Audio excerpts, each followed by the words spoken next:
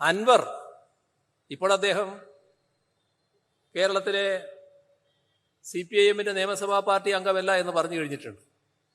ഞാൻ നിയമസഭാ പാർട്ടി അംഗമല്ല, നിയമസഭാ പാർട്ടിയിൽ പങ്കെടുക്കില്ല, ഞാൻ LDF-ന്റെ ഭാഗവുമല്ല എന്ന് അദ്ദേഹം പരസ്യമായി പറഞ്ഞു കഴിഞ്ഞിട്ടുണ്ട്. ഇനി ഏത് ഭാഗമാണെന്ന് പിന്നീട് അദ്ദേഹം തീരുമാനിക്കട്ടെ. ഏതായാലും അദ്ദേഹം നിയമസഭാ പാർട്ടി അംഗമായിരിക്കുന്ന ഘട്ടത്തിൽ ഉന്നയിച്ച ചില ആരോപണങ്ങളുണ്ടായിരുന്നു. ആ ആരോപണങ്ങൾ അവജ്ഞയോടെ തള്ളിക്കളിയല്ല സർക്കാർ ചെയ്തത്. ആ ആരോപണങ്ങൾ ഗൗരവത്തിലെടുത്തു. ആരോപണങ്ങളുടെ പിന്നിലുള്ള ഉദ്ദേശം എന്തെന്നൊന്നും പരിശോധിക്കാൻ ഞങ്ങൾ അന്നേരം പോയില്ല. പക്ഷേ ഒരു MLA ഉന്നയിച്ച ആരോപണങ്ങൾ എന്ന നിലക്ക് ഗൗരവത്തിലെടുത്തു. എന്നിട്ട് എന്ത് ചെയ്തു?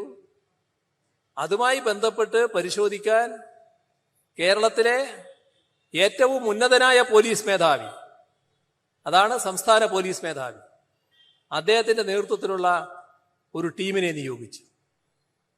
ആ ടീമിന്റെ പരിശോധന 1 മാസം കൊണ്ട് പൂർത്തിയാക്കണമെന്ന് പറഞ്ഞിട്ടുണ്ട്. ആ പരിശോധന കിട്ടുന്ന മുറക്ക് അതിൻ്റെതായ നടപടികളിലേക്ക് കടക്കുമെന്നും പറഞ്ഞിട്ടുണ്ട്. ഇതാണ് ഞങ്ങൾ സർക്കാർ സ്വീകരിച്ച നടപടി. ഇതിലൊന്നും സർക്കാരിന് മറച്ചു വെക്കാനില്ല. ആ റിപ്പോർട്ട് വരട്ടെ, വന്നതിന് ശേഷം ആ റിപ്പോർട്ടിനെ അടിസ്ഥാനപ്പെടുത്തി എന്ത് ചെയ്യണോ ആ നടപടികളിലേക്ക് സർക്കാർ കടക്കുകയും ചെയ്യും.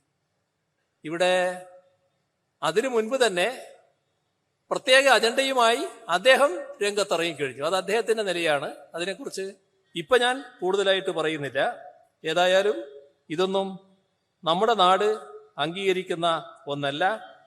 ജനമനസ്സിൽ തെറ്റിദ്ധാരണ പരത്തി വർഗീയ വിദ്വേഷം തിരികെക്കയറ്റാനുള്ള ഹീനമായ ശ്രമം അത് നാട് തിരിച്ചറിയണം. അതിനെ പൂർണ്ണമായി ഒറ്റപ്പെടുത്താൻ കഴിയണം എന്നുകൂടിയാണ് ഈ ഘട്ടത്തിൽ ഓർമ്മിപ്പിക്കാനുള്ളത്.